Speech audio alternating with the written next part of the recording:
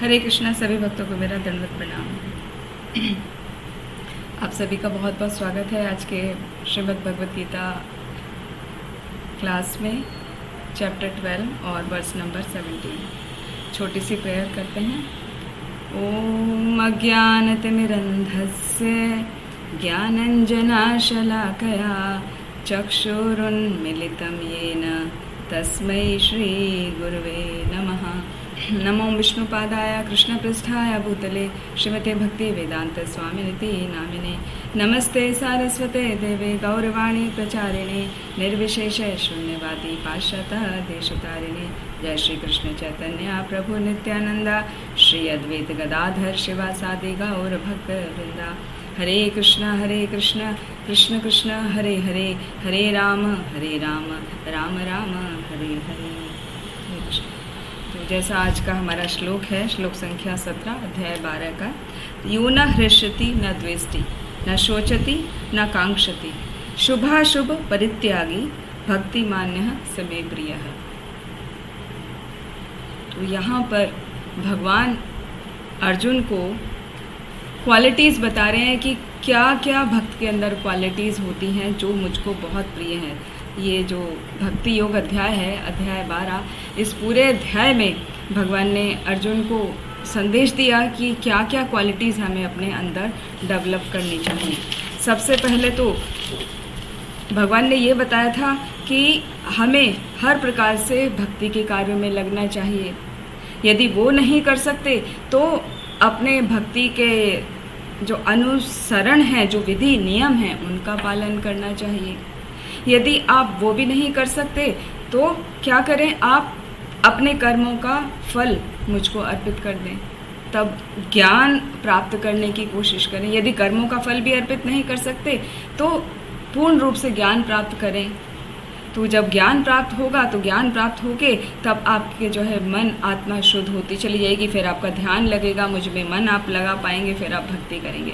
तो पूरा process step by step भगवान श्री कृष्ण यहाँ पर समझा रहे हैं अर्जुन के माध्यम से हम सब के लिए।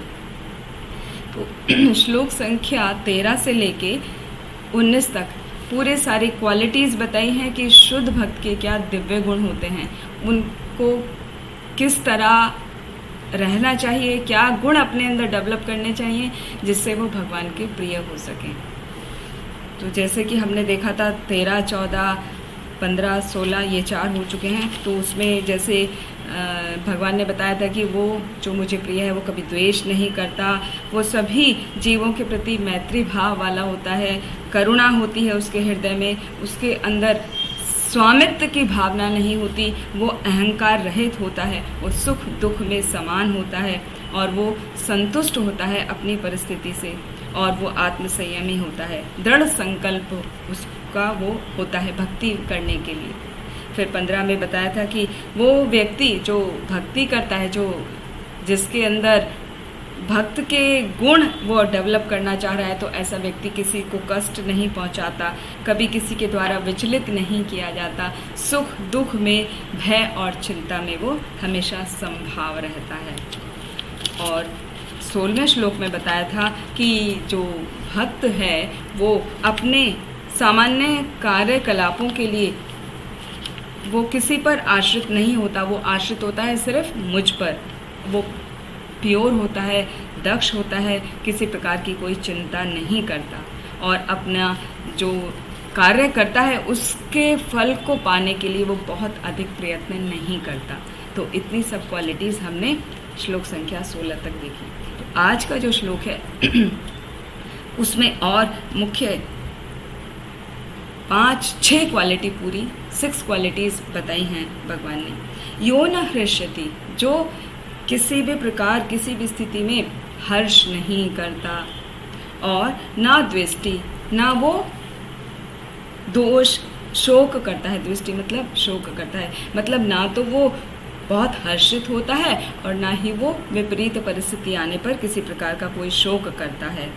ना शोचति ना कांक्षति, वो किसी भी बात के लिए पछतावा नहीं है कि उसको यदि कुछ नहीं मिला तो वो पछतावा कर रहा है, और किसी चीज़ की इच्छा भी नहीं करता। न शोचति न कांक्षति, शुभ अशुभ परित्यागी।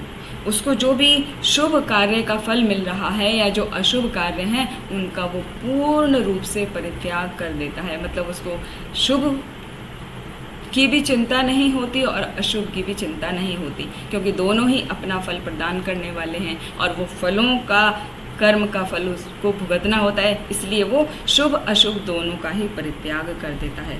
फिर बताया भक्तिमानः, वो हमेशा भक्ति में लगा रहता है। तो अब एक एक करके इसको समझेंगे। जो यो न हृष्यति, हृष्यति का अर्थ है कि वो हर्षित होता, वो किसी भी परिस्थिति में बहुत ज़्यादा हर्षित नहीं होता है। प्रसन्न होगा लेकिन साधारण तौर पे, ये नहीं कि आप लाइक जंपिंग करने लगे, पूरे वर्ल्ड में अनाउंस करा रहे हैं, सबको बता रहे हैं कि हो आई हैव अचीव दिस, वो उतना ज़्यादा नहीं करता है ना हृष्यति न द्वेष्टि। वो बहुत ज़्यादा, उसको यदि नहीं कुछ मिलता है जो वो अचीव करना चाह रहा है तो उसको वो शोक भी नहीं करता है। तो ये किस प्रकार है, जैसे श्रील प्रभुपाद बेस्ट एग्जाम्पल हैं। वो कभी भी हर्ष नहीं करते थे। जैसे एक बार त्रिविक्रम स्वामी ने श्रील प्रभुपाद को कहा, त्रिविक्रम स्वामी जो श्रील प्रभुपाद के ही शिष्य हैं, वो श्रील प्रभुपाद का एक बार बहुत ग्लोरिफिकेशन करने लगे कि श्रील प्रभुपाद आपने तो कितना बड़ा परिवर्तन किया है, मलेच्छों को भी भक्त बना दिया है और आपका तो बहुत नाम हो रहा है और आगे भी आपका नाम सदैव होता रहेगा, तो आपने तो चमत्कार कर दिया है। तो ऐसे करके उनको बहुत ग्लोरीफाई कर रहा था।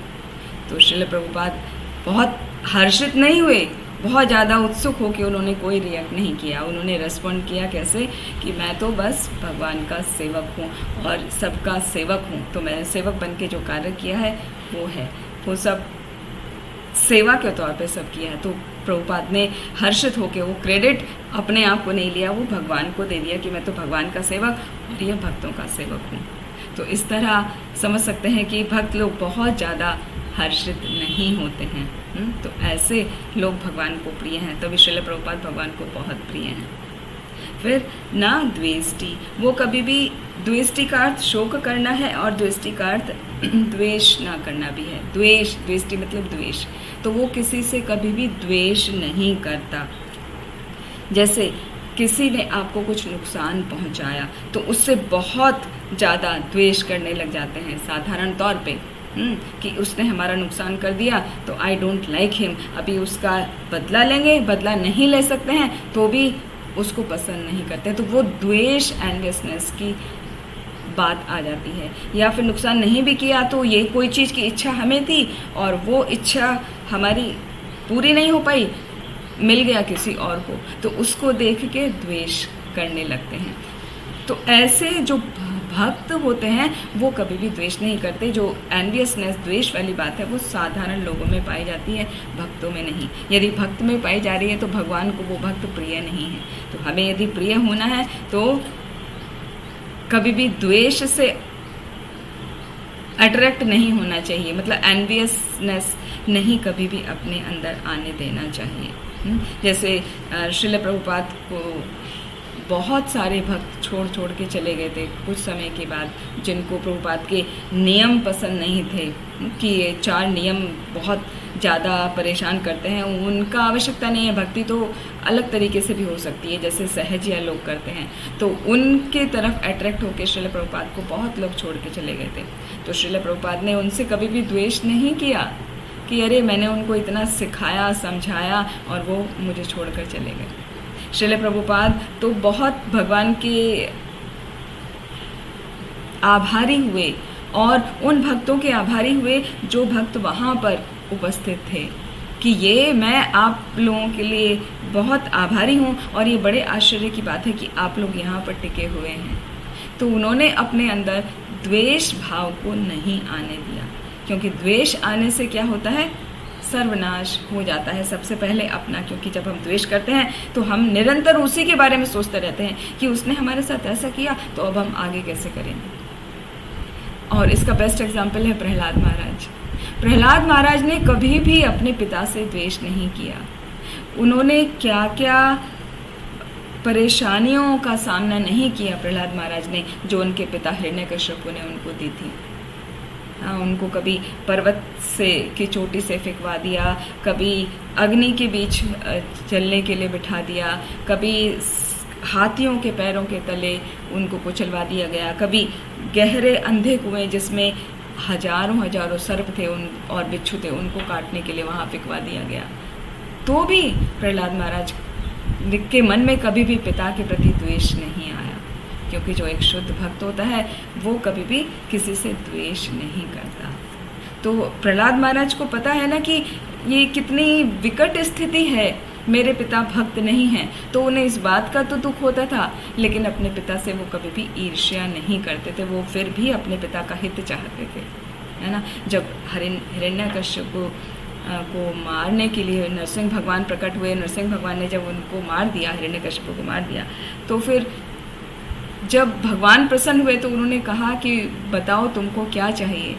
तो सबसे पहले क्या बोला था प्रहलाद महाराज ने कि मेरे पिता को आप मुक्ति प्रदान कर दीजिए, क्योंकि वो इतना द्वेषी स्वभाव के रहे हैं, आपसे उन्होंने पूरा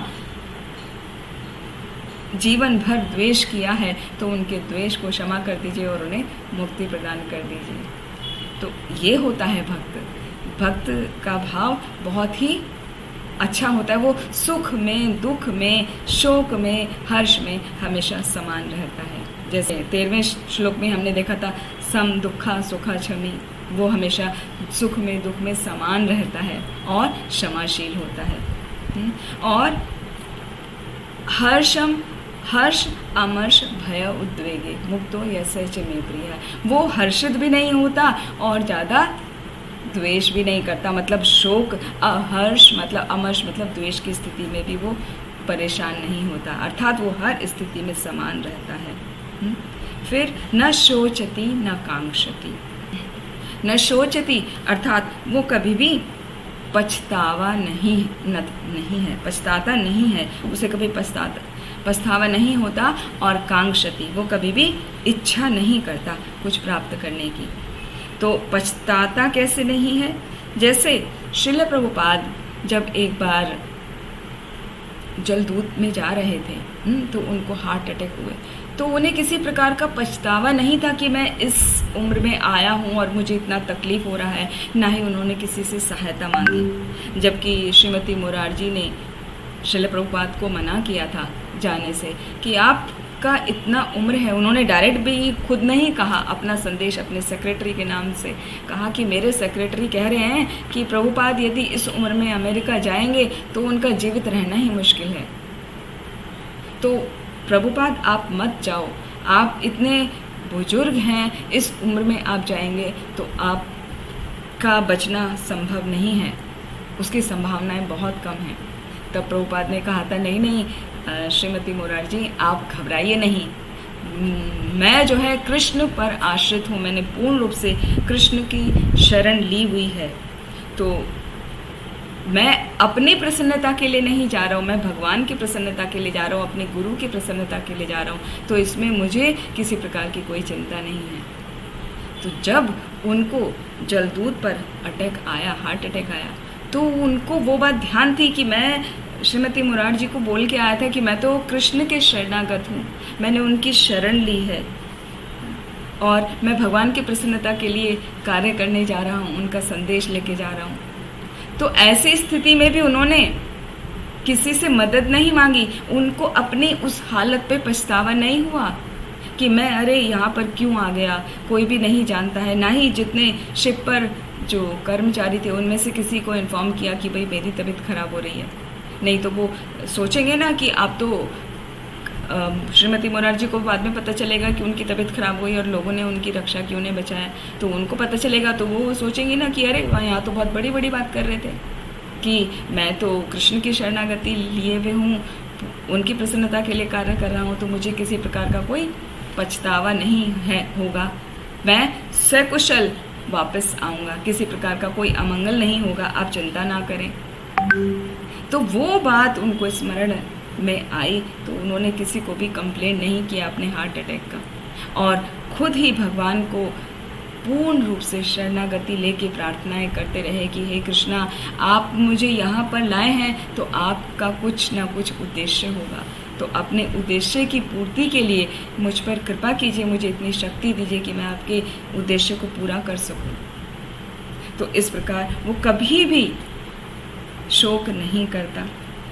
और एक और उदाहरण आता है, जैसे वंशीदास बाबा जी।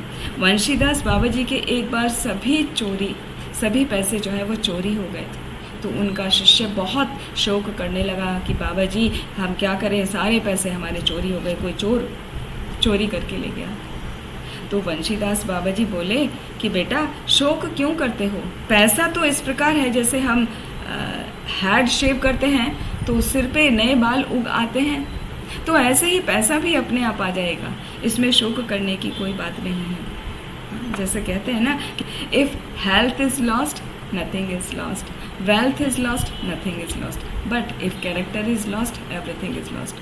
तो यहाँ पर जो पैसे की बात किया ना, if wealth is lost nothing is lost, तो श्रील प्रभुपाद वही बता रहे हैं कि पैसा तो जैसे हम हेड शेव करते हैं, सारे बाल निकाल लेते हैं, वापस उगाते हैं, तो पैसा वापस आ जाएगा, तुम किसी प्रकार का शोक मत करो। तो इस प्रकार वंशीदास बाबा जी ने भी दिखाया कि एक भक्त को कभी भी किसी प्रकार का शोक नहीं करना चाहिए।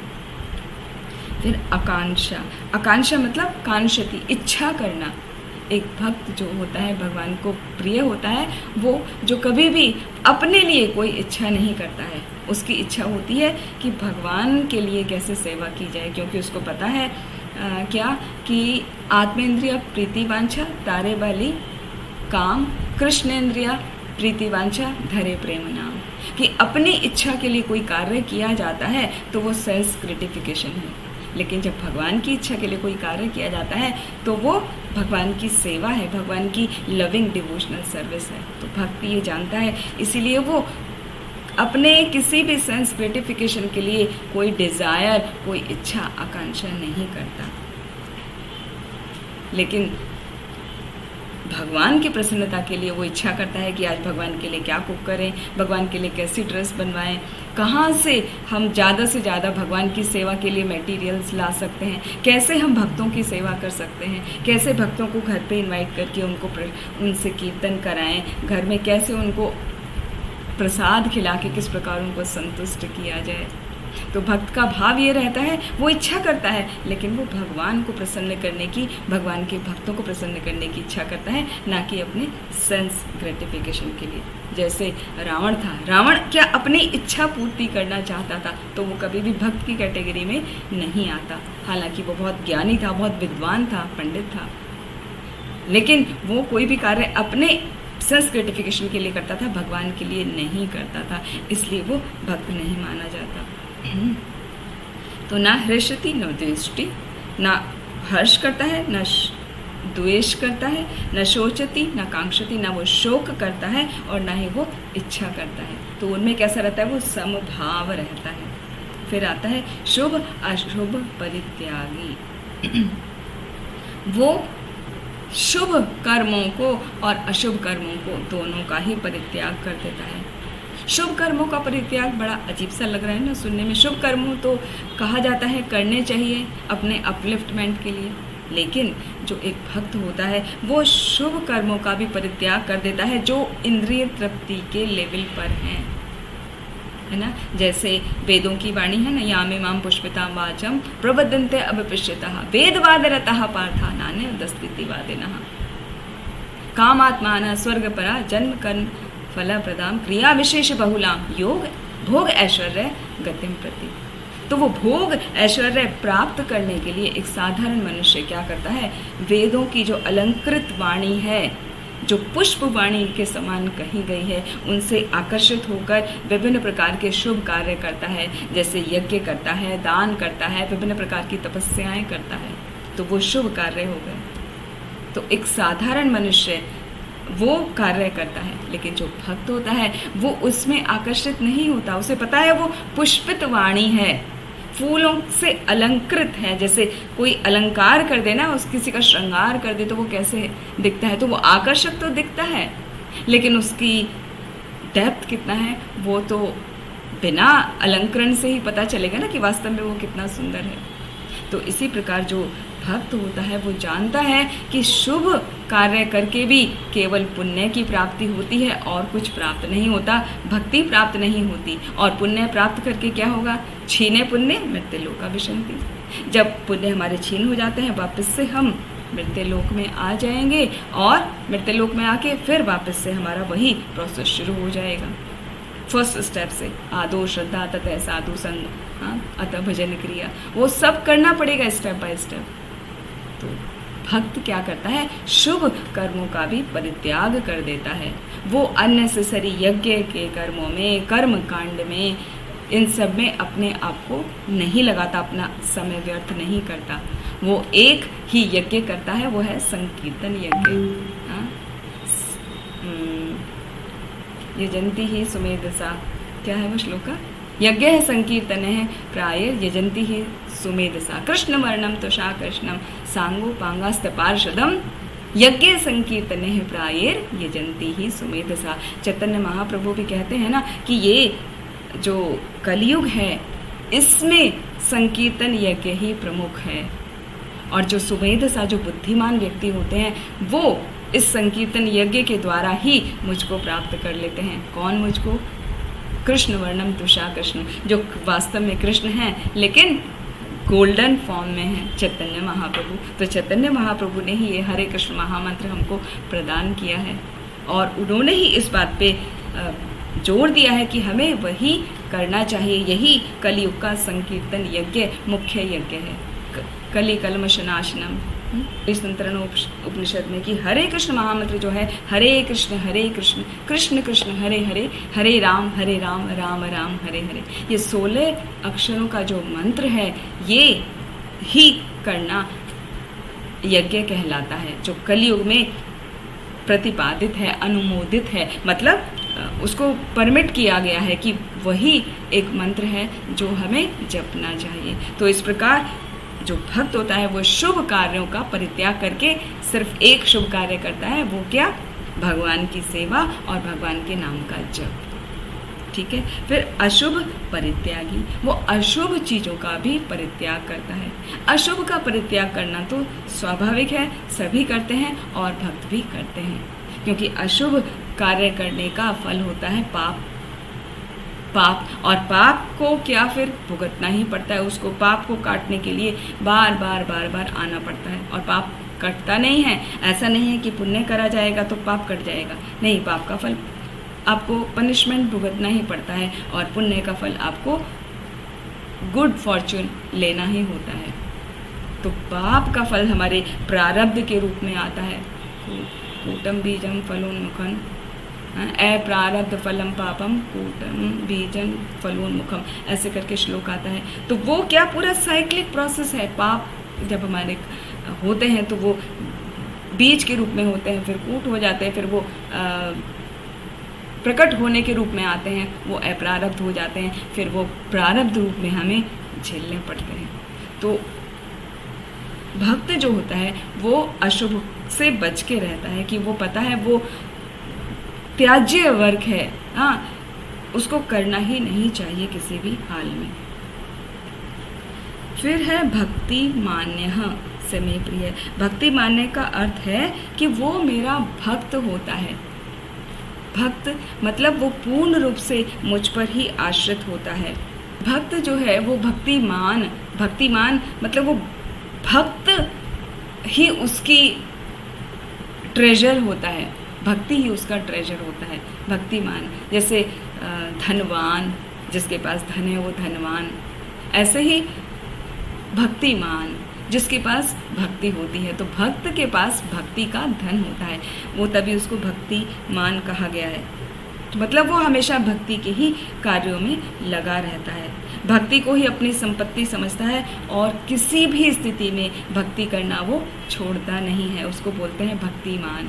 चाहे कितनी भी विपरीत परिस्थितियाँ आ जाएं, विपरीत परिस्थितियाँ जैसे हेल्थ खराब हो सकती है, आपका जॉब या कुछ बिजनेस जो भी कर रहे हैं उसमें दुविधा आ सकती है, आपका फैमिली में ट्रबल आ सकता है, आपके रिलेशनशिप में प्रॉब्लम हो सकती है, तो जो भक्त होता है वो किसी भी परिस्थिति में भक्ति को नहीं छोड़ता है, उस स्थिति को कहा जाता है भक्तिमान।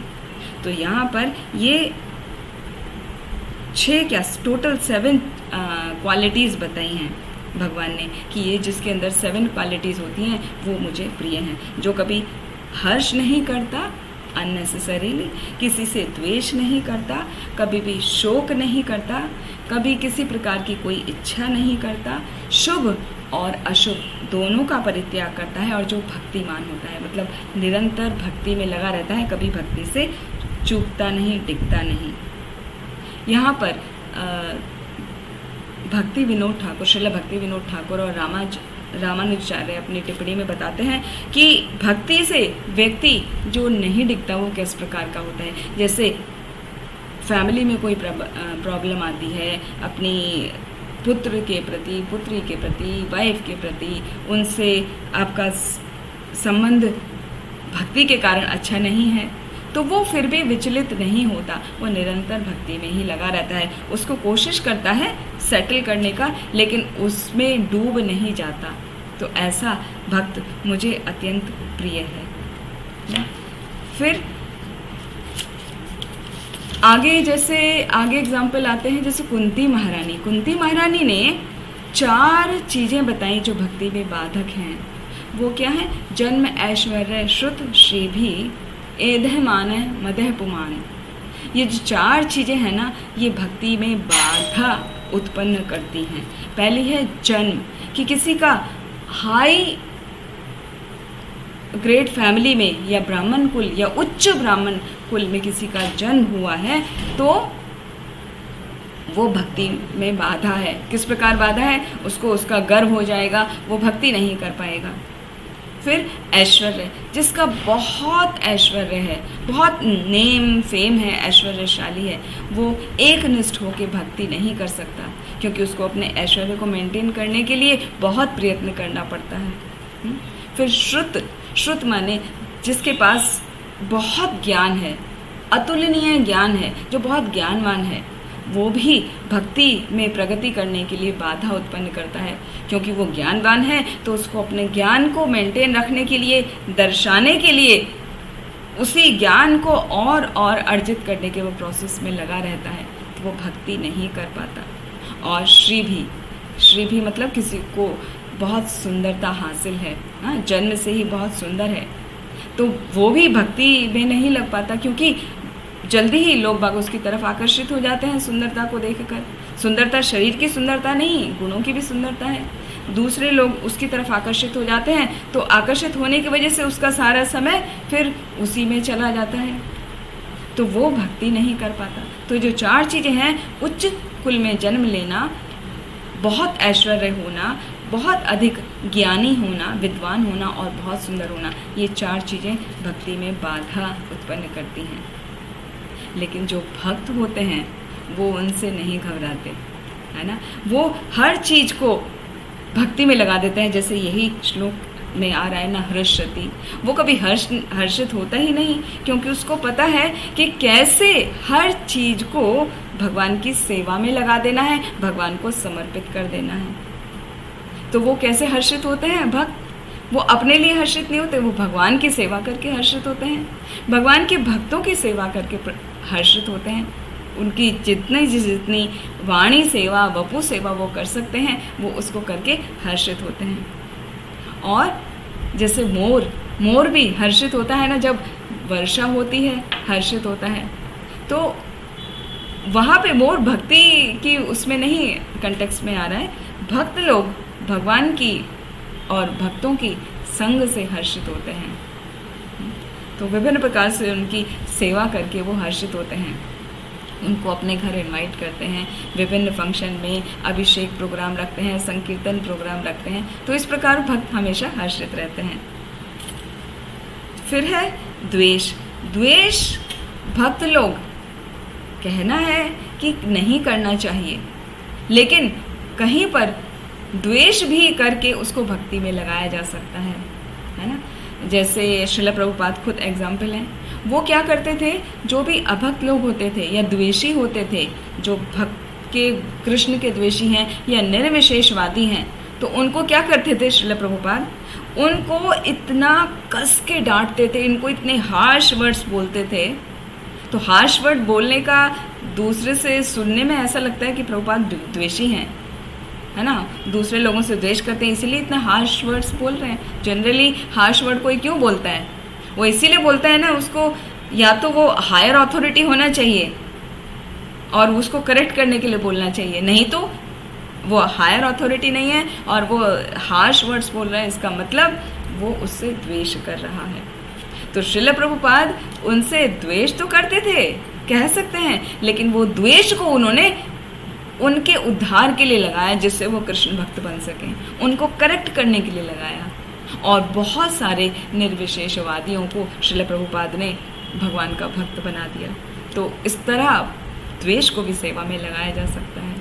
जैसे हनुमान जी ने भी अपने क्रोध को उसमें भगवान की सेवा में लगा दिया था। तो जो मतलब क्वालिटीज़ नहीं हैं, वो भी काम, क्रोध, लोभ, ये सब को भी हम भगवान की सेवा में लगा सकते हैं। तो वो ये कार्य भक्त अच्छे से जानता है। जैसे हनुमान जी ने पूरी लंका में आग लगा दी थी अपना क्रोध प्रदर्शित करने के लिए, लेकिन क्या वो भगवान की सेवा हुई, है ना, भगवान श्री रामचंद्र की सेवा हुई। तो इस तरह भक्त हर वस्तु को भगवान की सेवा में लगा देते हैं। शोक का एक एग्जाम्पल आता है, जैसे माधवेंद्र प्रभु भी शोक कर रहे थे। ऐसा नहीं है कि भक्तों को शोक नहीं करना चाहिए, कहा जाता है, लेकिन जहाँ पर जरूरी है वो वहाँ किया जा सकता है।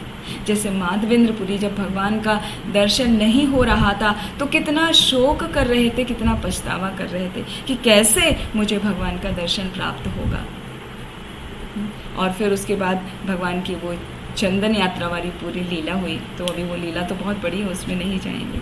तो माधवेंद्र पुरी के शोक के कारण ही भगवान ने उनको संदेश दिया कि मैं यहाँ पर छिपा हूँ, तुम मुझे यहाँ से निकाल लो खुदाई करके। फिर लीला होती है मई मंथ में, चंदन यात्रा कहा जाता है, भगवान को चंदन लगाया जाता है ठंडा करने के लिए उनके शरीर को। तो वो सब उससे रिलेटेड है। तो कहाँ से उसकी शुरुआत हुई थी? क्योंकि माधवेंद्र पुरी बहुत पछतावा कर रहे थे, बहुत शोक कर रहे थे कि मैं कृष्ण का दर्शन क्यों नहीं कर पा रहा हूँ।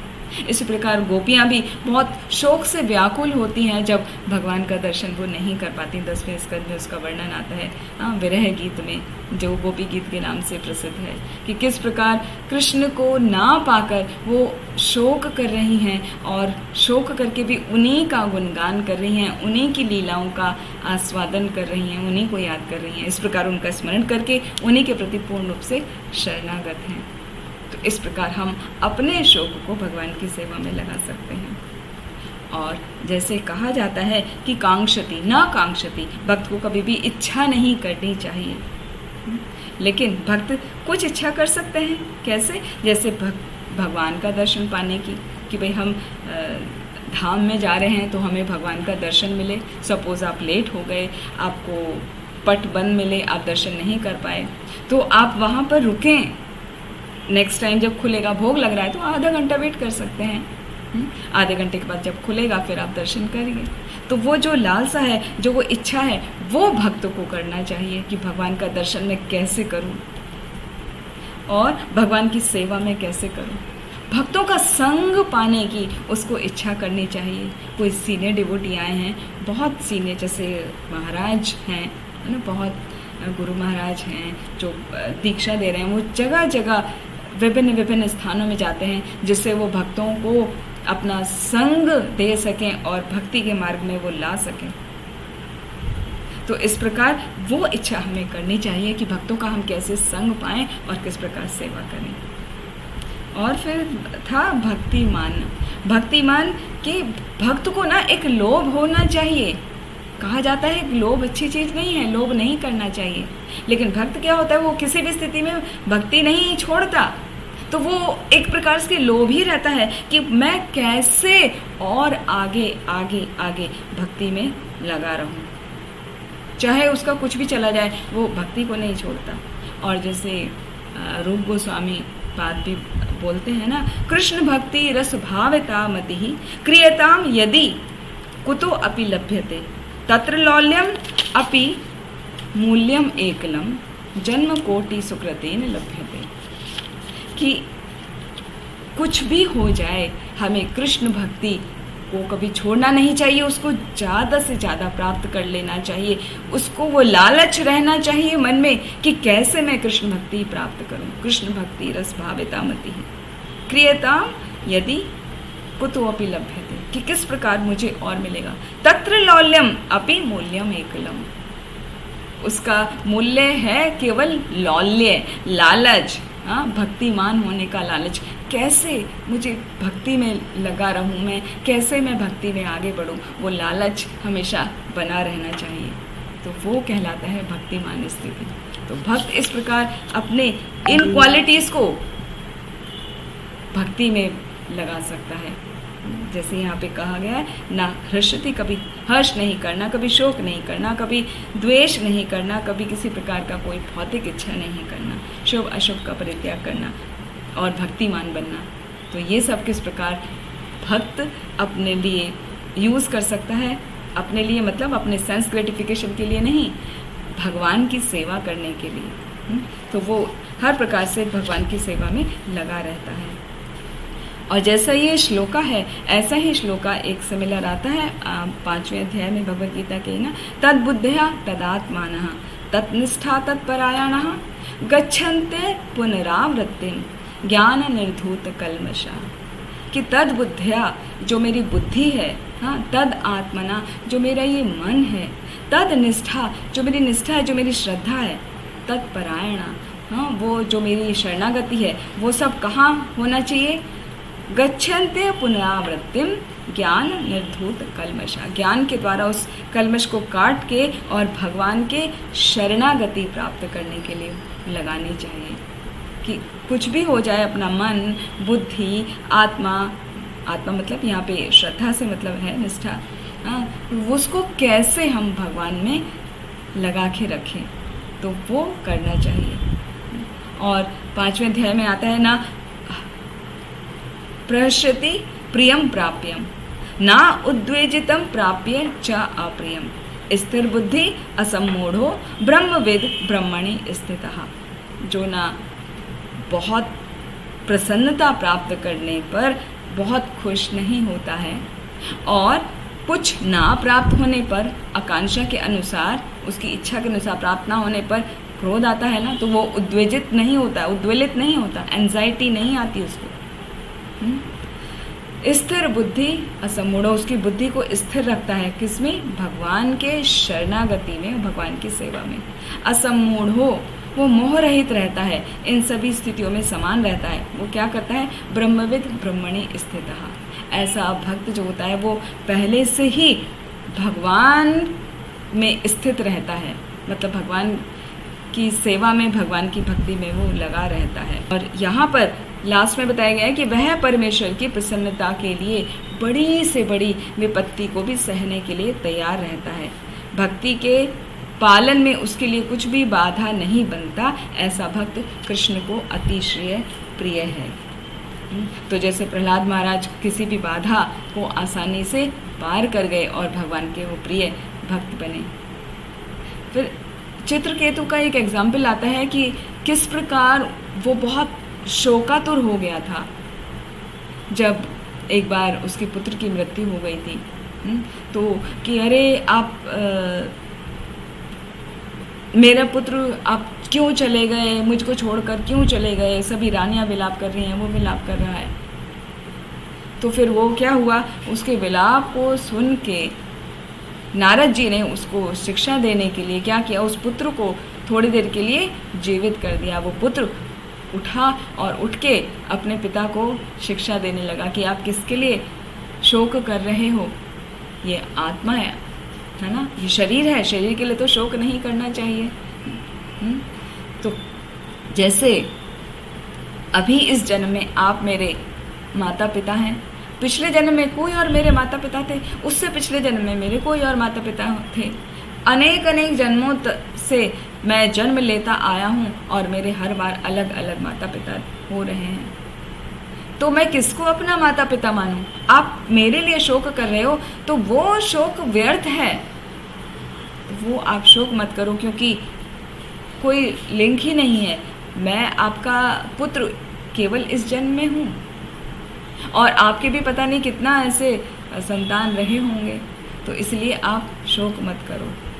तो इस प्रकार एक एग्जाम्पल यहाँ पर आता है कि भक्त को किसी भी स्थिति में शोक नहीं करना चाहिए। भक्त को क्या करना चाहिए, बहुत स्मार्ट होना चाहिए कि वो किस प्रकार से अपने हर कार्य को भगवान की भक्ति में लगाए। तो ये जो 3 श्लोक है ना, श्लोक संख्या 17, 18 और 19, ये तीनों वर्ष में इक्वेनिमिटी बताया गया, मतलब किस प्रकार हर परिस्थिति में भक्त को समान रहना चाहिए।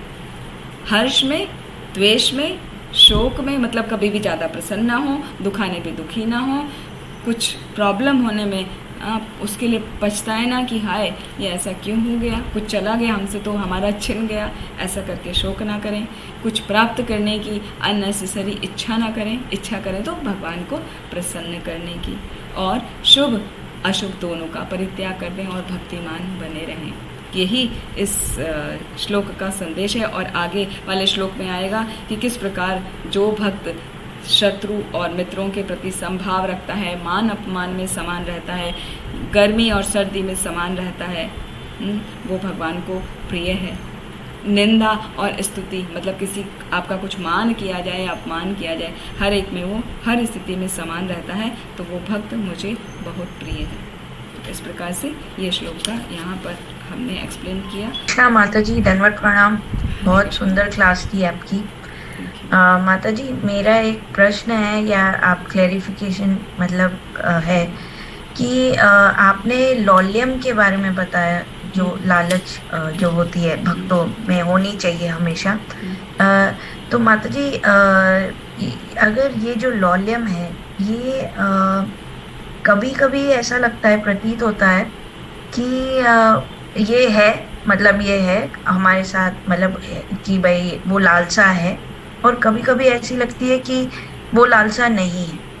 तो क्या केवल ये सिर्फ भक्तों के संग में रहकर ही ये लालसा उत्पन्न होती है, या ये इस लौल्यम को हम कैसे बनाए रखें, मतलब इसको कैसे हमेशा अपने वो उसमें रहे कि हमारे साथ वो रहे, कि वो हमेशा ये लालसा कभी जाए नहीं।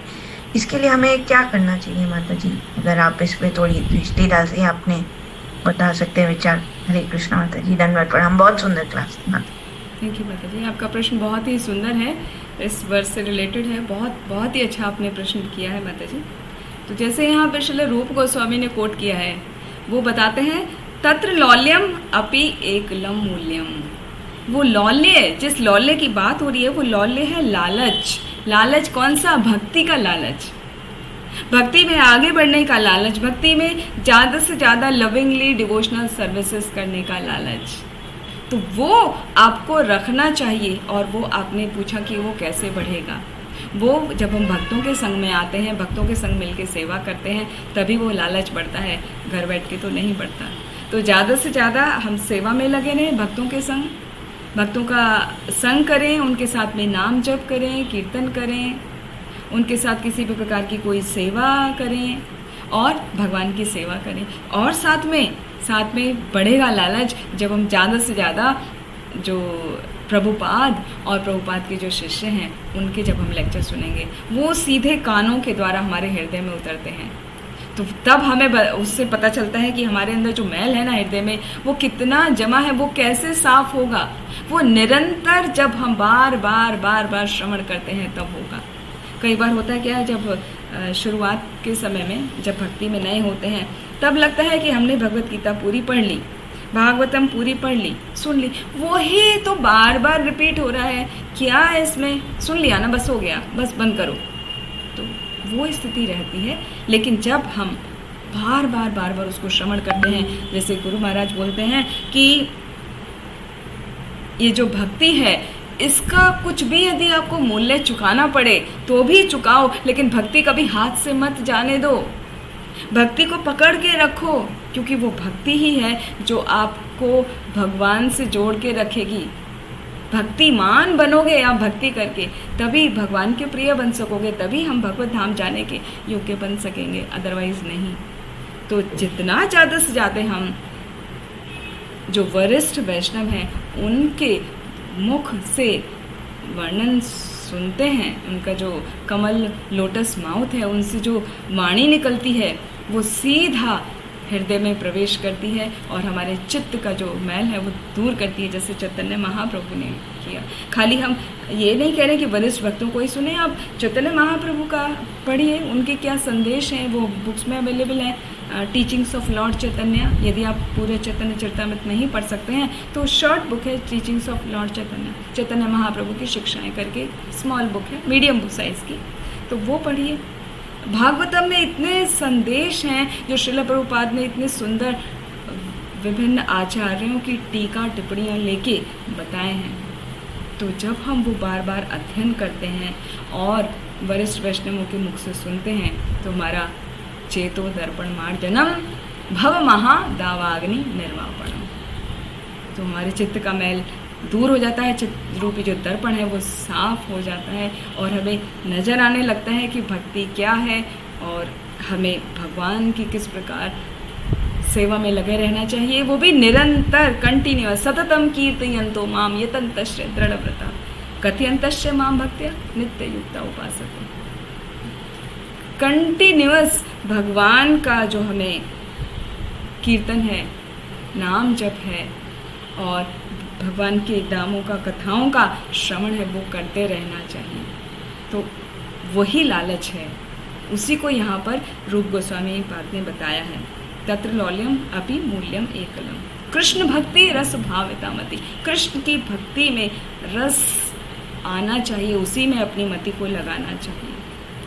ठीक है माता जी, आई थिंक ठीक है माता जी, बहुत बहुत सुंदर आपने उत्तर दिया माता जी। तो बेसिकली इसको मैं ये ऐसे भी समझ सकते हैं ना माता जी कि ये जो लौल्यम है, ये लालच है, ये हर एक स्टेज पे रहती है कि जैसे चेतो दर्पणा मार्जनम, जैसे जैसे शुद्धि होती है तो लौल्यम, अलग अलग लौल्यम मतलब वो आते हैं, अलग अलग लालसा आती है भगवान की कि जैसे अभी मैं बुक्स पढूं, अभी मैं ना संग ये करूं, ये अलग अलग, ये ऐसे ये स्टेजेस में भी ये अलग अलग लालसाएं रहती है ना माता जी। तो यही आप कहना मतलब ये फिर ये धीरे धीरे करके और लालसाएं आ जाती हैं इसमें भक्ति की एक प्रति। जी माता जी। जी जी माता जी, ये हम शुरुआत होती है आदो श्रद्धा, ततः साधु संग अथवा भजन क्रिया, हाँ, तथा अनर्थ निवृत्ति, फिर निष्ठा, रुचि, आसक्ति, भाव, प्रेम, ये 9 स्टेज हैं। तो वो शुरुआत होती है हमारी श्रद्धा से। तो पहले हम श्रद्धा रखें भक्तों में, भक्तों के संग में, भक्तों के जो वरिष्ठ भक्त हैं उनकी वाणी में वो श्रद्धा रखें, फिर उनका संग करें, उनका संग करते हुए उनकी सेवा में लगे रहें। फिर जो वो भजन क्रिया बता रहे हैं, निरंतर नाम जप करते रहें, निरंतर शास्त्रों का अध्ययन करते रहें, श्रवण करते रहें। श्रवण is more important than reading, हाँ, पढ़ने से ज़्यादा इम्पॉर्टेंट है श्रवण करने, इसलिए श्रवण आप करते रहें। तो ये इस तरह धीरे धीरे हमारे फिर अनर्थ निवृत्ति होने लगते हैं। अनर्थ निवृत्ति मतलब हमारे अंदर जो काम, क्रोध, लोभ, मोह, मद, मत्सर्य, जो 6 अनर्थ हैं वो कटने लगते हैं। अपराध से हम बचने शुरू हो जाते हैं। तो इस तरीके से वो आगे आगे हम बढ़ते रहते हैं। फिर निष्ठा आने लगती है, हम एकनिष्ठ होकर भक्ति करने लगते हैं। फिर रुचि वाली स्थिति पे आ जाते हैं कि अब हमारी कुछ भी हो जाए, हमारी रुचि है। आसक्ति में तो ये ऐसा हो जाता है कि आप बिना सेवा करे, बिना भगवान का नाम जप करे रह ही नहीं सकते। भले ही आप बीमार हो जाएं, भले ही घर में कितने ही गेस्ट आ जाएं, आप कुछ भी हो समय निकाल के आप जरूर करेंगे, एडजस्ट करेंगे टाइम को, उनको भी देखेंगे, मगर अपने लिए समय निकालेंगे, क्योंकि आसक्ति हो जाती है। फिर भाव आ जाता है, फिर प्रेम। तो वो पहुंचने के लिए 9 स्टेज हैं। तो शुरुआत हम वैसे ही करते हैं, आदो श्रद्धा। ठीक है माता जी, तो छोटे छोटे स्टेप्स लेके हम आगे बढ़ सकते हैं। थैंक यू, बहुत सुंदर माता जी, बहुत थैंक यू माता जी। हरे कृष्णा।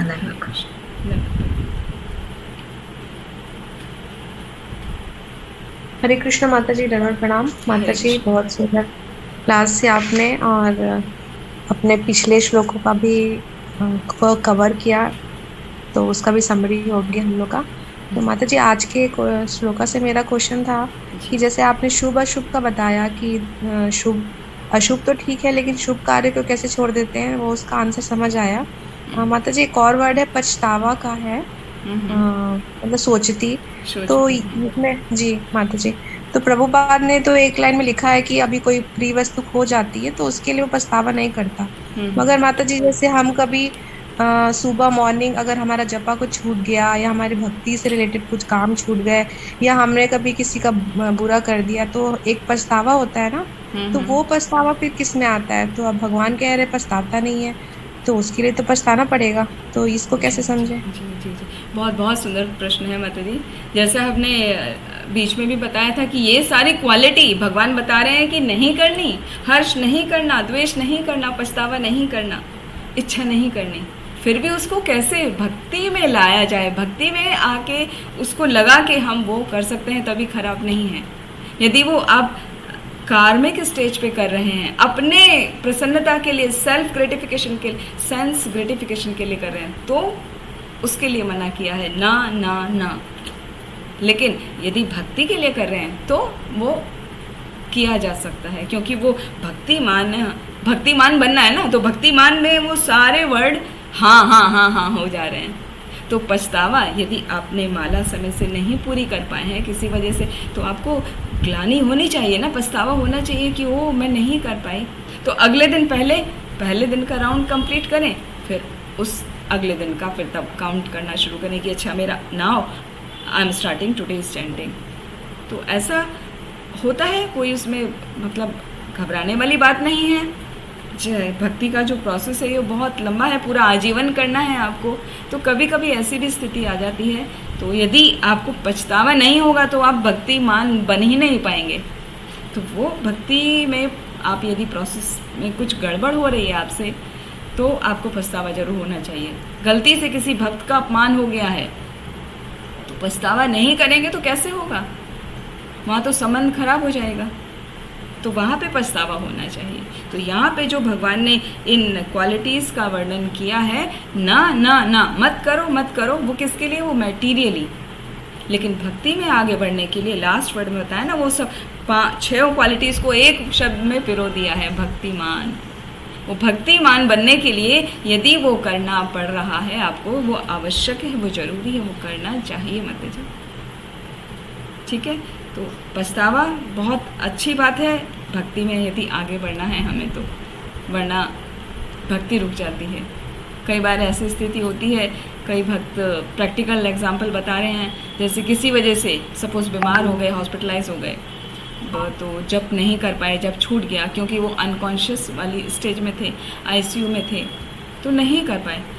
तो यदि वो घर आके कॉन्शियस होने के बाद में, ठीक होने के बाद में भी यदि वो राउंड्स को कंप्लीट नहीं करते हैं पुराने, भले उनको लंबा समय लग जाए, तो करना चाहिए। यदि वो नहीं करते हैं तो क्या होता है, उनका भक्ति से अटैचमेंट जो होता है ना, वो कम होने लगता है, वो डिटैच होने शुरू हो जाते हैं।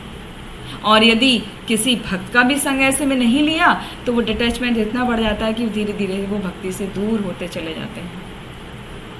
तो पछतावा बहुत ज़रूरी है कि हमसे भक्ति के कार्य में यहाँ पे ये चूक हो गई, या सेवा में कुछ मिस्टेक हो गई, या कुछ कमी रह गई। ओ Krishna, please give me intelligence, please give me bodily power, जिससे मैं शरीर से वो अच्छे से मैं कर सकूं।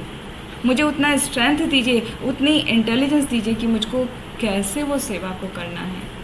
तो वो पछतावा होते हुए मन में भगवान को शरणागति लेते हुए, भगवान से प्रेयर करते हुए उससे बाहर आना चाहिए। वो बहुत ज़रूरी है।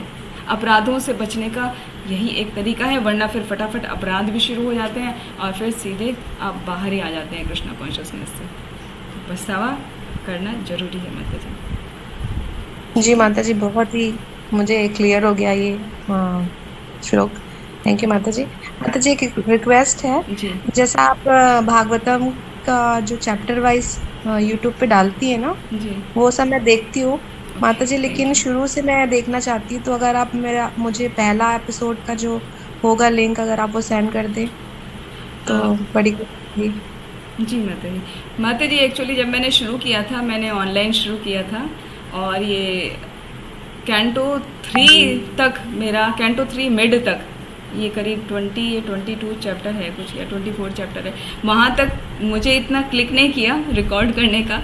सब भक्त लोग फिर जब डिमांड करने लगे कि आप रिकॉर्ड क्यों नहीं करते हैं, हमें अच्छा लग रहा है सुनना है, तो उसके बाद फिर 324 चैप्टर से मैंने रिकॉर्डिंग किया है। तो वहाँ से सारी रिकॉर्डिंग अवेलेबल है, उससे पहले की नहीं है माता जी।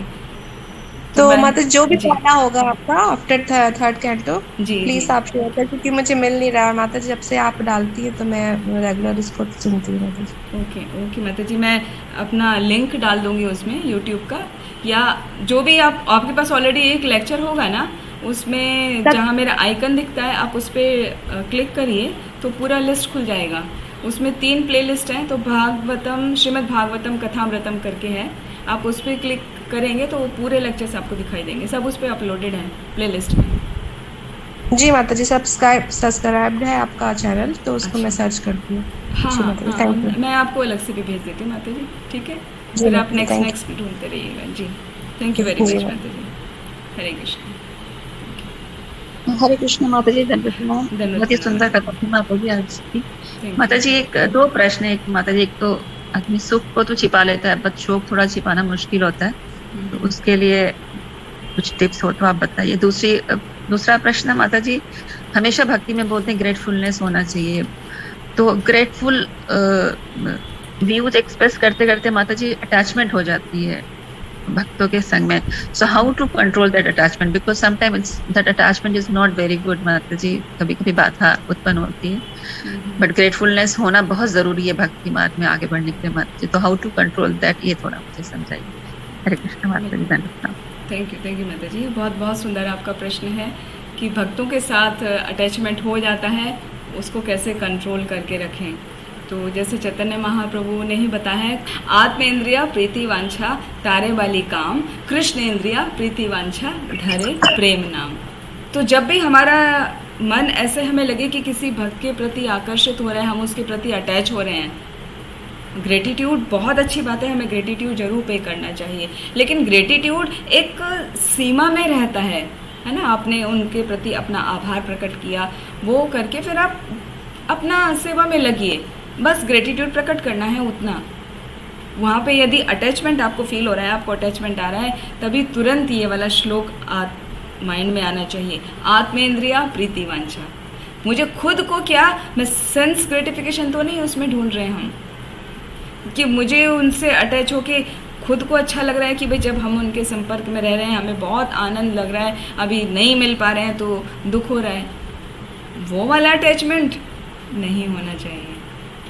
तो वहाँ पे जैसे ही वो श्लोक हमेशा याद करके रख लीजिए, ये वाला श्लोक, आत्मेंद्रिय प्रीति वांछा तारे वाली काम, वो लस्ट है अपनी डिज़ायर को पूरा करना। तो हमारा जो इच्छा है वो कहाँ होनी चाहिए, कृष्ण इंद्रिया प्रीति वांछा। किसी से आप बात कर रहे हैं, उनका ग्रेटिट्यूड उनको पे करते हुए उनको पूछिए कि और कैसे आगे भक्ति में बढ़ना है, लेकिन पर्सनल अटैचमेंट मत रखिए। पर्सनल अटैचमेंट हमारा होना चाहिए सिर्फ और सिर्फ भगवान कृष्ण से। ये तो हमारे भक्ति सदाचार में भी सिखाया जाता है ना, कि हमें बहुत ही वैष्णवों के साथ में संबंध बहुत ही सीमित रखने चाहिए, माताओं को माताओं के साथ में और प्रभुज को प्रभुज के साथ में। इंटरमिंगलिंग कभी भी नहीं करना चाहिए कि माताएं प्रभु से बात कर रही हैं, प्रभुज माता से बात कर रहे हैं, नहीं। काम के लिए, सेवा के लिए आप कर सकते हैं, लेकिन उससे ज़्यादा नहीं। बस वहाँ पे किसी ने आपको सेवा दी, बहुत उनका ग्रेटिट्यूड पे करिए और फिर वहाँ से हट जाइए, फिर मतलब मत रखिए, क्योंकि वहाँ यदि आसक्ति हो जाती है उसको छोड़िए, इंटरमिंगलिंग को छोड़िए। आपस में ही यदि आप बहुत ज़्यादा मिक्सअप हो जाते हैं तो आसक्ति हो जाती है, वो भी दुखदाई होती है। कहा जाता है इसीलिए कि जो सीनियर वैष्णवास होते हैं ना, उनसे ज़्यादा उनके क्लोज नहीं जाना चाहिए, उनसे थोड़ा डिस्टेंस मेंटेन करना चाहिए। क्यों? क्योंकि जब आप उनके ज़्यादा क्लोज जाते हैं तो आप पाते हैं कि there is no difference between she and me, between him and me, ऐसे करके आप कंपैरिजन तुरंत शुरू कर देते हैं कि वो क्या खास कर रहे हैं, सब भी तो हम भी तो कर रहे हैं, क्योंकि प्रोसेस तो सेम ही है। कोई शुद्ध उत्तम कोटि के वैष्णव हैं, उनको भी वही करना है, वही 16 माला जप करनी है, वही एकादशी व्रत करना है, वही 4 नियम पालन करना है, वही ग्रंथों का अध्ययन करना है।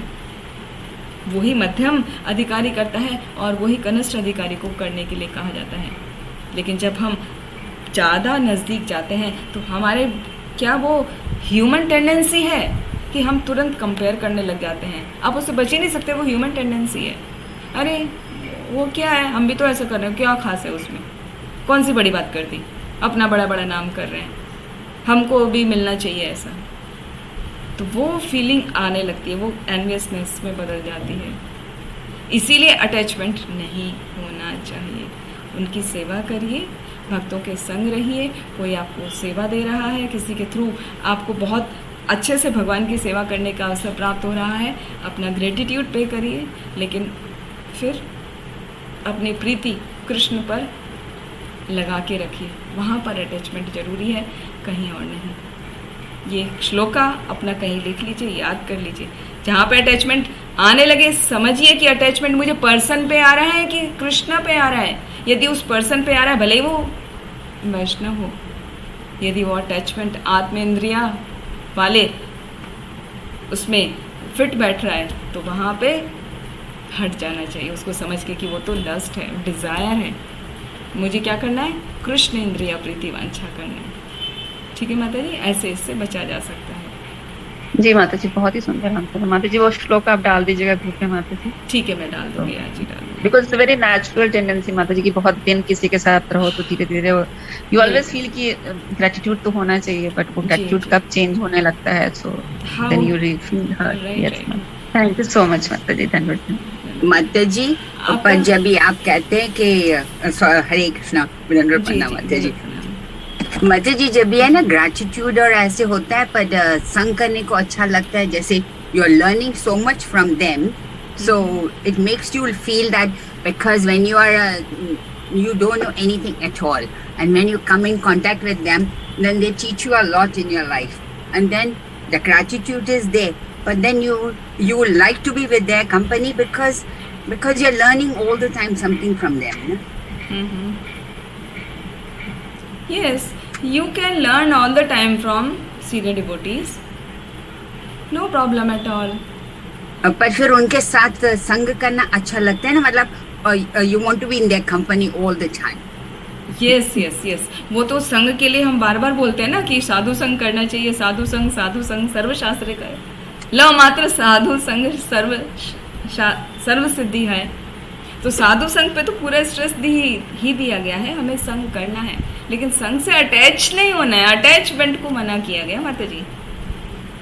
तो उसका कंटिन्यूस संग करिए उनके साथ में। सपोज आप आ रहे हैं, यात्रा कर रहे हैं, धाम में परिक्रमा कर रहे हैं, तो वो संग करके ही तो होगा, वो कंटिन्यूस संग करके ही होगा, लेकिन अटैचमेंट नहीं आने देना चाहिए, वहाँ पर ध्यान रखना है। तो वो आपको खुद को पता चलेगा, उसको आप खुद मेजर करिए कि ये आत्मेंद्रिय प्रीति वांछा हो रहा है कि कृष्णेंद्रिय प्रीति वांछा हो रहा है। वो कृष्ण को प्रसन्न करने के लिए मैं उनका संग ले रहा हूँ या ले रही हूँ, या आत्मेंद्रिय अपने आप को, मुझे खुद को अच्छा लग रहा है, तो भगवान को प्रसन्न करना है या मुझे खुद को प्रसन्न करना है, तो वो मेजरमेंट आपको खुद करना है, वो और कोई नहीं कर सकता।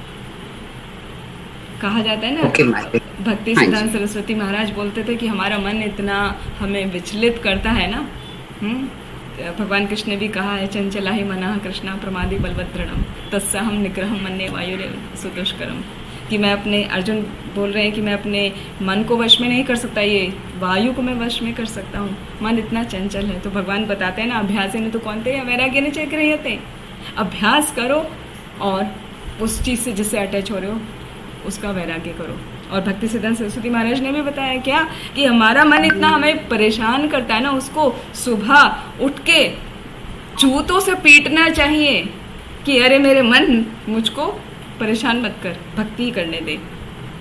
और झाड़ू से, सोते समय झाड़ू से मारे, या जो भी है वाइस वर्सा, सुबह झाड़ू से मारे, रात को वो जूतों से पीटे। दोनों टाइम अपने मन को प्रताड़ित करना चाहिए, क्योंकि वो मन ही है जो हमें आसक्ति प्रदान करता है।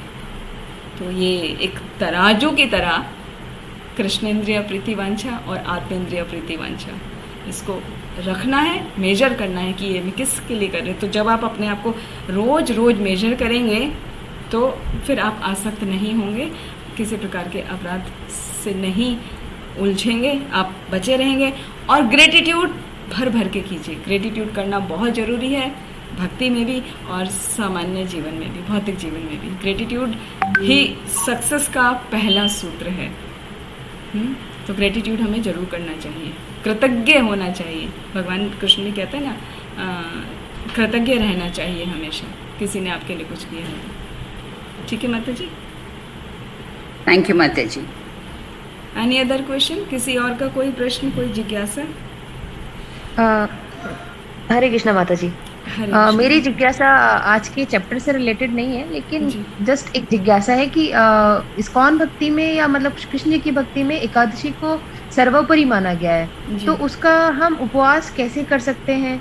जितना मैंने सुना है, इस व्रत का उद्यापन बहुत ही ज्यादा, मतलब आपको स्वर्ण दान करना पड़ता है और काफी सारी चीजें।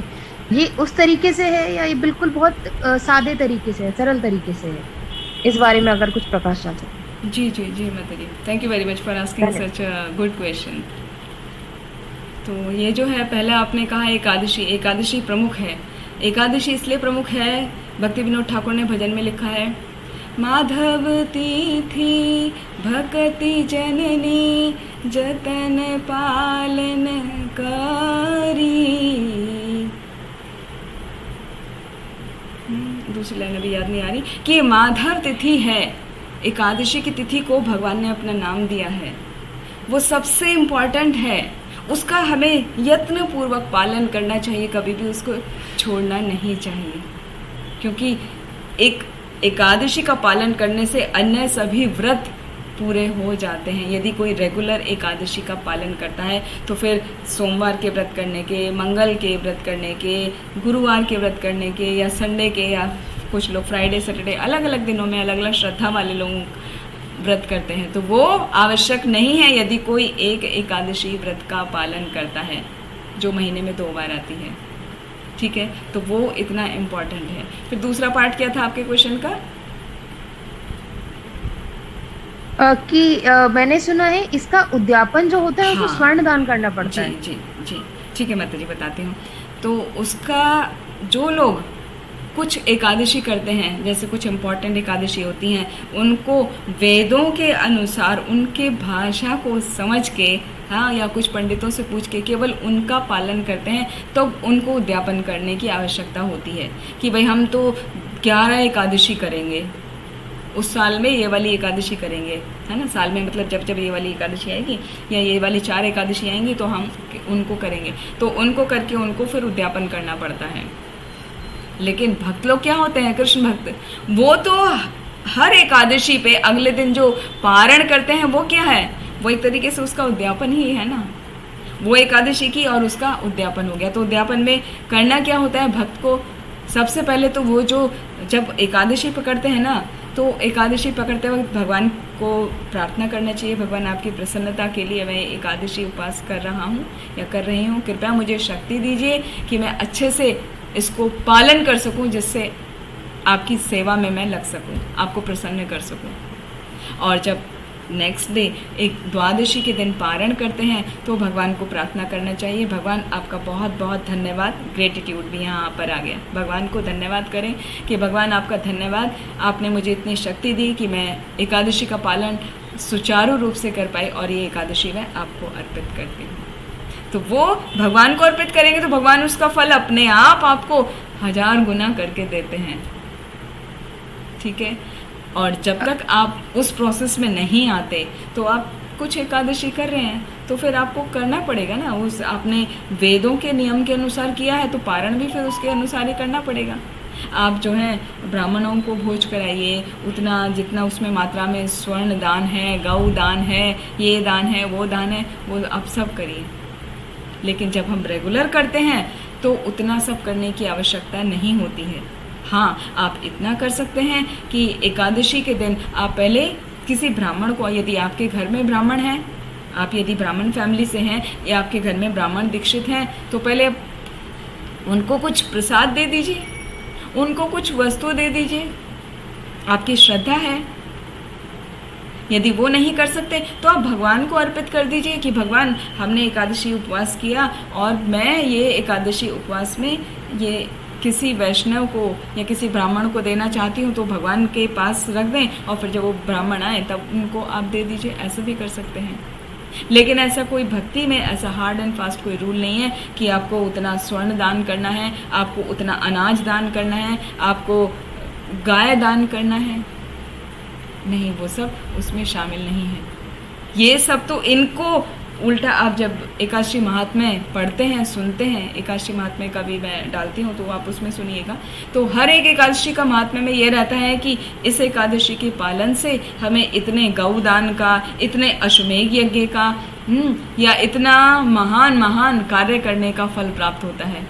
जितना आप कुंभ के मेले में जाके या संक्रांति में स्नान करने से प्राप्त होता है, वो उतना उतना एक एक एकादशी का अलग अलग रहता है, सभी पापों का क्षय होता है। तो वो तो फल अपने आप है। तो ऐसा नहीं है कि आप वो दान करेंगे तभी होगा, क्योंकि आप भक्ति के भाव से करें ना। वो जो आज हमने श्लोका बताया था, हाँ, कृष्ण भक्ति रस भाविता मति, कि अपने मति को कृष्ण के चरणों में लगाना है। कृष्ण की जो भक्ति है, वो जो उसका रस है, जो मैलो है, उसको पीना है। उस मैलो को प्राप्त करने के लिए आपको अपनी हर एक्टिविटी करनी चाहिए। तो जब एकादशी उसका एक माध्यम है, तो एकादशी हम करते हैं, एकादशी तब करते हैं तो हम भगवान को प्रसन्न कर लेते हैं और भगवान हमें प्रसन्न होके हमें आशीर्वाद देते हैं कि हम भक्ति अच्छे से कर सकें, सुचारू रूप से कर सकें। तो ये जो आपने बात कही दान वगैरह की, तो उसको सोच के विचलित मत हो जाइए, मतलब विचलित ना होइए। केवल वो कर्म कांडी वाले उसमें प्रोसेस में आता है कि आपको एकादशी कर रहे हैं तो उद्यापन करना पड़ेगा। भक्तों के लिए कोई अलग से उद्यापन की आवश्यकता नहीं होती है, क्योंकि वो साल की 24 एकादशी और जब आएगा लीप ईयर तो 2 और तो 26 एकादशी जो हमेशा हमेशा पालन कर रहा है, वो भगवान को ऑफर कर रहा है, भक्तों का सम्मान कर रहा है। भक्तों को प्रसाद खिलाइए आप द्वादशी के दिन, हर द्वादशी आपकी श्रद्धा है, आप खिलाइए, आप दे सकते हैं, मंदिर में जाके डोनेशन दे के आ जाइए। तो ऐसे स्थिति में किसी भी उद्यापन की आवश्यकता नहीं है। ठीक है माता जी, I think your doubt, I could clear your doubt. हाँ माता जी, धन्यवाद। बस एक लास्ट जी प्रश्न और है इसी से रिलेटेड। जी जी क्योंकि अभी तक मैंने कभी एकादशी रखा नहीं है, तो एकादशी का कोई पर्टिकुलर विधान है कि आपको सिर्फ मीठा भोजन करना है, सिर्फ फलाहार करना है, या कुछ भी इस तरीके से, या कहीं मैंने सुना है कि हाँ सिर्फ एकादशी वाले दिन चावल नहीं खाते हैं, उस तरीके से कोई विधान हो? कार्तिक मास से उठा सकते हैं, नहीं उठा सकते हैं, उस तरीके का कोई विधान? जी जी जी माता जी, आपका बहुत सुंदर प्रश्न है, बहुत जेन्युइन प्रश्न है। तो एकादशी का पालन आप कभी से भी कर सकते हैं। अभी एकादशी दशहरे के ठीक अगले दिन आ रही है, चतुर्मास की एकादशी है, शुक्ल पक्ष की एकादशी है, आप अब से भी उठा सकते हैं। ऐसा नहीं है कि कार्तिक से ही लीजिए आप, तो ये भी अच्छी एकादशी है, आप इसी एकादशी से शुरू हो जाइए, क्योंकि भक्ति का कार्य तो शुभस्य शीघ्रम करना चाहिए, वो जितना जल्दी से जल्दी करें उतना अच्छा है। और उसका प्रोसेस ये है, एकादशी का ये जब तक हम भक्ति में नहीं आते ना, तभी कहते हैं कि भाई आज चावल नहीं खाना, बाकी सब कुछ खा लेंगे। तो दैट इज़ रॉन्ग एक्चुअली। चावल क्या है? ग्रेन है ना, अन्न है। तो अन्न में, ग्रेन में चावल भी आ रहा है, गेहूँ, जवारी, बाजरा, नाचनी, हाँ, और ग्राम्स, चने, डिफरेंट पीज और दालें, वो सब आते हैं। तो वो कुछ भी नहीं खाना है। तो खाली चावल वाली बात नहीं है, वो थॉट प्रोसेस गलत है, वो मायावादी कंसेप्ट है कि चावल मत खाओ, और हम समझते हैं कि वही भक्ति है। नहीं, एकादशी के दिन हमें अन्न का और विभिन्न दालों का पूरी तरह से परित्याग करना चाहिए। यहाँ तक कि मसालों में भी नहीं होना चाहिए, हींग भी नहीं डाला जाता है, क्योंकि हींग में राइस फ्लावर होता है, आटा होता है चावल का, हींग भी यूज़ नहीं करते हैं। और वो मसाले जो हम डेली यूज़ करते हैं ना, वो भी नहीं यूज़ करे जाते हैं। एकादशी का अलग से मसाला अलग रखा जाता है, एकादशी के दिन वही प्रयोग किया जाए। हाल यहाँ तक कि जो आप ऑयल यूज़ कर रहे हैं, तो उसमें ऑयल कोई आप राइस ब्रान ऑयल इस टाइप से मत यूज़ करिए। उस दिन या तो देशी घी यूज़ करिए, या तो फिर आप ओलिव ऑयल यूज़ कर सकते हैं, बाकी कुछ नहीं यहाँ तक कि सरसों का तेल भी नहीं। हाँ, तो बहुत केयरफुल रहना पड़ता है। तो सबसे अच्छा उपवास है एकादशी का कि हम निर्जल रहें। वो तो साल में एक ही बार कर पाते हैं, निर्जला एकादशी के दिन। तो निर्जला एकादशी तो पॉसिबल नहीं है, हेल्थ इशू होते हैं। तो फिर सजल करें, मतलब आप जल पीते रहें, उतना भी पॉसिबल नहीं हो पाता है। जो यंग है वो लोग कर पाते हैं, नहीं कर पाते तो कोई बात नहीं। फिर सजल के बाद सफल होता है, मतलब फलों के साथ में फ्रूट्स लीजिए, फ्रूट्स के जूसेस लीजिए। फ्रूट्स तो पता है, फ्रूट्स में कोई ग्रेन नहीं होता है, ठीक है।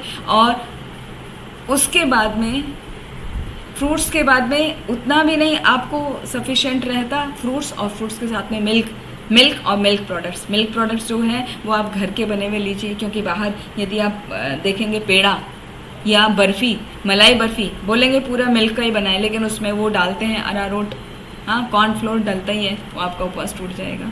तो you have to be very careful. तो फ्रूट्स लीजिए या मिल्क लीजिए, या घर में कुछ मिल्क का रबड़ी वगैरह बना के लीजिए या कर्ड लीजिए, उतना। यदि आप उतने पर भी नहीं सरवाइव कर पाते हैं तो आप फलाहार के इतने सारे आइटम हैं। आप कूटू के आटे का कुछ भी बना के खाइए, राजगिरे का आटा खाइए, सिंगाड़े का आटा खाइए, उनकी विभिन्न प्रकार की डिशेस बना लीजिए, साबूदाना खाइए। सामा राइस कहीं पर बैन है, कहीं पर बैन नहीं है, तो वो आप अपने क्षेत्र के अनुसार देख लीजिए, आप कहाँ रहते हैं, वहाँ पर सामा राइस अलाउड है या नहीं। हम लोग अभी सामा राइस नहीं लेते हैं एकादशी में, तो सामा राइस ना लें और साबूदाना ले सकते हैं। तो इस प्रकार से ये आपको, आप नेट में सर्च करेंगे ना इंटरनेट पे, तो एकादशी उपवास डिशेस करके आप डालिए, बहुत सारी डिशेस आ जाएंगे। इस्कॉन डिज़ायट्री पे जाएंगे तो पूरे इस्कॉन के ही सब आ जाएंगे। तो आप उनको सीखिए, बनाइए, खाइए, घर में सबको उपवास रखवाइए, ठीक है। शुरुआत वहाँ से करिए और फिर धीरे धीरे आप जितना उसमें सुदृढ़ होते जाएंगे, आपकी श्रद्धा दृढ़ होती जाएगी, तो आप धीरे धीरे अपने आप ही कम कर देंगे। कि पहले एक टाइम नमक खा सकते हैं, आपने मीठा और नमक का पूछा था ना, नमक खा सकते हैं, लेकिन नमक होना चाहिए सेंधा नमक, नॉर्मल वाला नमक नहीं, तो सेंधा नमक ही आप यूज़ करें।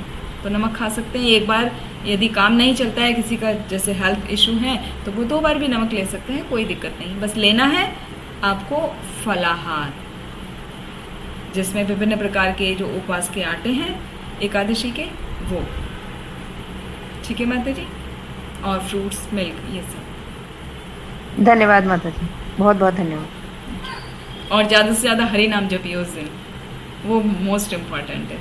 एकादशी के दिन जितना ज़्यादा से ज़्यादा हरि नाम हो जाए उतना अच्छा। प्रणाम माता जी, मेरी आवाज़ आ रही है? हाँ जी, आ रही है। संतोष माता जी, यस, हाँ जी। बहुत सुंदर क्लास किया आपने। आज की क्लास का माता जी रिकॉर्ड होगा आपके पास? हाँ, मैंने रिकॉर्डिंग लगाया हुआ है,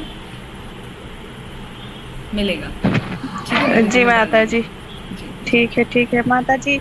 आपको कितना ईयर हो गया ये क्लास करते करते? बहुत सुंदर क्लास करती हैं माता जी आप। ये गुरु महाराज की कृपा है माता जी, गुरु महाराज का आदेश है, उनके आदेश से ही हम ये सेवा में लगे हैं। और ये मैं 2011 से लगी हूँ। 11 में मेरा इनिशिएशन हुआ था, तभी गुरु महाराज ने बोला। I was a teacher in college many years, then school.